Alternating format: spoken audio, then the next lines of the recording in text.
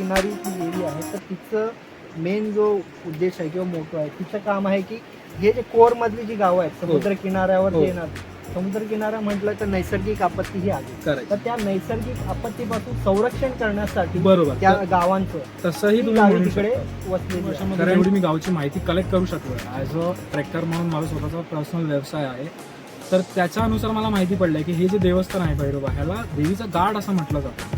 म्हणजे अगदी जेव्हा 3 वर्षातून एकदा इकडे गोंधळ असतो, तर त्या गोंधळाला म्हणजे पहिली जेव्हा लोक येतात तेव्हा लोक आधी इकडे येऊन पाया पडून मग देवीच्या मंदिरात जातात. तुम्ही येताना पाहिलंच असेल, आधी देवीचं मंदिर लागतो, तर तिकडे मग नंतर पाया पडायला जातात.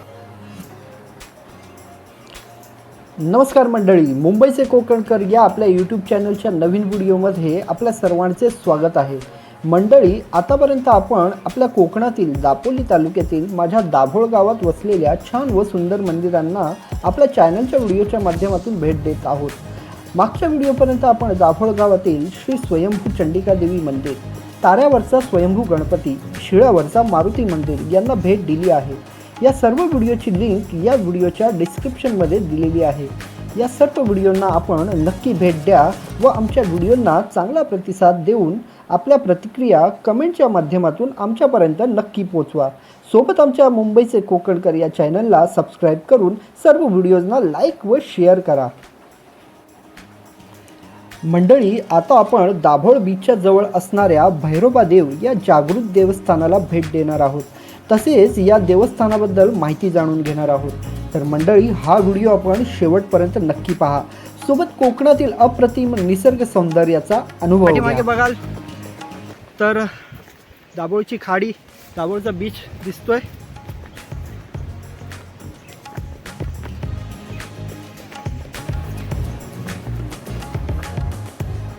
भैरोबा देवस्थानाकडे जाताना आपल्याला वाटेत इंगळाई देवीचे मंदिर लागते. तिथे आपले वाहन असेल तर तिथेच पार्क करावे लागते, कारण तिथून पुढे वाहनांसाठी जाण्याचा रस्ता संपतो. मंदिराच्या बाजूने एक छोटी चढण लागते. त्या रस्त्याने पुढे गेल्यास आपल्याला काहीशा अंतरावर भैरोबा देवाचे दर्शन होते.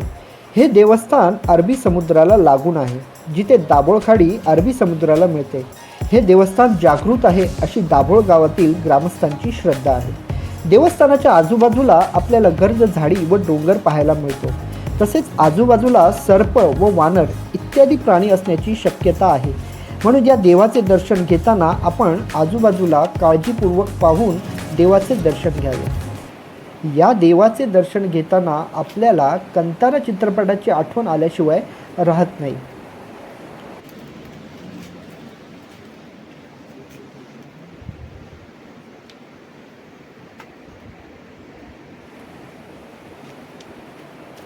तिथे आम्हाला 2 स्थानिक ग्रामस्थ भेटले व त्यांनी आम्हाला या देवस्थानाची चांगली माहिती दिली. तर जाणून घेऊया त्या माहितीबद्दल. दाभोळमधल्या भैरोबा देवाचं आपण दर्शन घेतलेलं आहे. तर इथली थोडक्यात माहिती आपल्याला, आपलं नाव कौशल पेवेकर. कौशल पेवेकर हे आपल्याला थोडक्यात या देवस्थानाबद्दल माहिती देणार आहे. नमस्कार, तर माझं नाव कौशल पेवेकर असं आहे. मी मूळचा याच गावचा आहे. गेले 2 वर्ष इकडे येऊन मी सेटल झालो आहे काही माझ्या पर्सनल बिझनेस रिलेशन संदर्भात. तर मला गेले 2 वर्षामध्ये जेवढी मी गावची माहिती कलेक्ट करू शकलो ॲज अ ट्रेकर म्हणून माझा स्वतःचा पर्सनल व्यवसाय आहे, तर त्याच्यानुसार मला माहिती पडलं की हे जे देवस्थान आहे भैरोबा, ह्याला देवीचं गाड असं म्हटलं जातं. म्हणजे अगदी जेव्हा 3 वर्षातून एकदा इकडे गोंधळ असतो, त्या गोंधळाला म्हणजे पहिली जेव्हा लोक येतात तेव्हा लोक आधी इकडे येऊन पाया पडून मग देवीच्या मंदिरात जातात. तुम्ही येताना पाहिलंच असेल, आधी देवीचं मंदिर लागतो, तर तिकडे मग नंतर पाया पडायला जातात. आधी इकडे येऊन फक्त कसे म्हातारी लोक वगैरे असतात, वाट थोडीशी अडचणीची. आता तर गेल्या 2-3 वर्षापासून ही पाकाडी बनवली गेलेली आहे. अगोदर असं काही नव्हतं. अगोदर प्रॉपर क्लाइंब करून यावं लागायचं. तर पहिला मान या देवाचा असं म्हटलं जातं.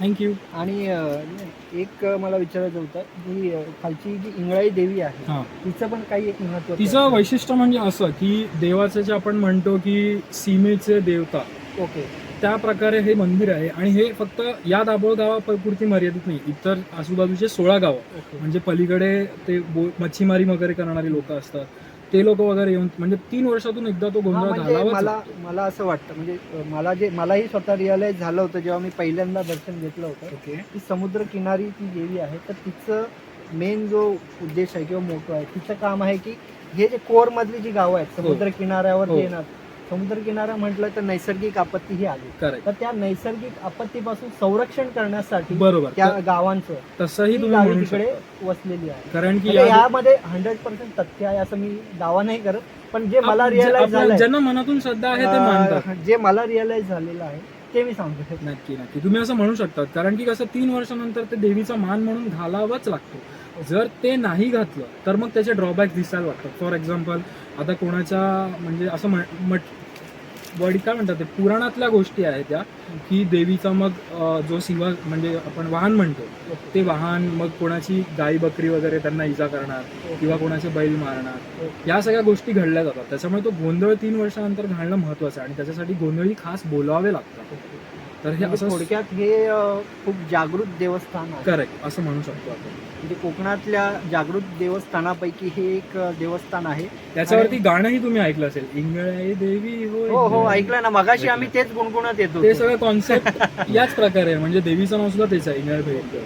म्हणजे ही देवी असं म्हणू शकतो आपण की मेन करून जी कोळी लोक आहेत, जे समुद्रकिनारा कोस्टल एरियामध्ये जे राहणारी लोकं जेवढी आहेत, हो हो कोस्टल त्यांच्यासाठी- एरियाजमध्ये जेवढे इथे आसपास म्हणजे अगदी भंडारी लोक म्हणा किंवा कातकरी तर नाही म्हणू शकत, पण कुणबी लोक जे या गावातले स्थायिक आहेत आणि इतर आजूबाजूचे 16 जे वेगळी गावं आहेत, म्हणजे इथून दापोली तालुक्यापर्यंत जेवढी गावं लागतात, जेव्हा गोंधळाचा सण येतो ओके. तेव्हा त्या गोंधळाला सगळ्यात पहिली पंगत बसते संध्याकाळच्या 7 वाजता.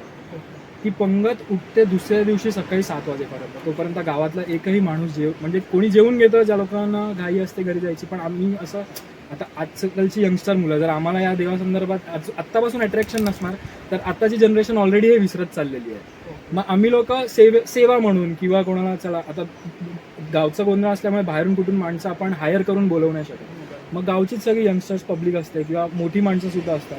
जेवण बनवणारे सुद्धा आम्हीच, जेवण वाढणारे सुद्धा आम्हीच, आणि म्हणजे येणाऱ्या पाहुण्यांचा प्रत्येकाचा उठाबस झालं पाहिजे. तर असं मी ऐकून होतं आमच्याच वाडीतल्या लोकांचं. ओके ते आता आता तुमच्याकडून परत आम्ही 2023 किंवा 24 मध्ये पुन्हा तो गोंधळ येईल. ओके. तर जर तुम्हाला पॉसिबल झालं तर तुम्ही येऊ शकता त्यावेळेस. नक्की, नक्की. साधारण कोणत्या महिन्यात असतं? पावसाळ्याचा महिना संपला की पावसाळ्याचा म्हणजे ते- महिना संपला की म्हणजे सप्टेंबर ऑक्टोबर हा त्या ऑक्टोबर टायमामध्ये. नोव्हेंबरच्या आता दरम्यान. गेल्या वर्षी डिसेंबर मध्ये झाला होता, पण तो गेल्या वर्षी पॅन्डेमिकमुळे राहिलेला पॅन्डेमिकमुळे गोंधळ. थोडं पुढे गेलं. हा तो पोस्टपोन केलेला. ओके. मग आता त्याप्रमाणे हा 1 वर्ष गॅप काहीतरी पडून गेलाय. तर या वर्षी 2023चा एकतर फेबमध्ये तरी असेल किंवा मग एंडिंगला असेल नोव्हेंबर डिसेंबरच्या टायमाला. Thank you so much. तुम्ही खूप चांगली माहिती दिली आहे. कारण मी तर इमॅजिन केलं होतं, विराजला म्हटलं इथे आपल्याला कोण भेटेल नाही भेटेल, पण तुम्ही खूप छान माहिती दिली. त्याबद्दल आपले धन्यवाद. वेलकम. आणि लाईक सबस्क्राईब आणि शेअर करायला विसरू नका, कारण की प्रत्येक अपकमिंग युट्यूबरसाठी ही गोष्ट सगळ्यात मेन असते. सो थँक्स जर तुम्ही लाईक सबस्क्राईब केलं. तर मंडळी, कसा वाटला आजचा व्हिडिओ? आपल्या सर्वांना हा व्हिडिओ नक्कीच आवडला असणार. तर व्हिडिओला लाईक व शेअर करा आणि आमच्या चॅनलला सबस्क्राईब करा. नवीन व्हिडिओच्या नोटिफिकेशनसाठी बेल आयकॉनला क्लिक करायला विसरू नका. आपल्याकडून मिळणाऱ्या सकारात्मक प्रतिसादासाठी खूप खूप धन्यवाद. पुन्हा भेटू चॅनलच्या एका नवीन व्हिडिओसोबत. तोपर्यंत धन्यवाद, धन्यवाद आणि धन्यवाद.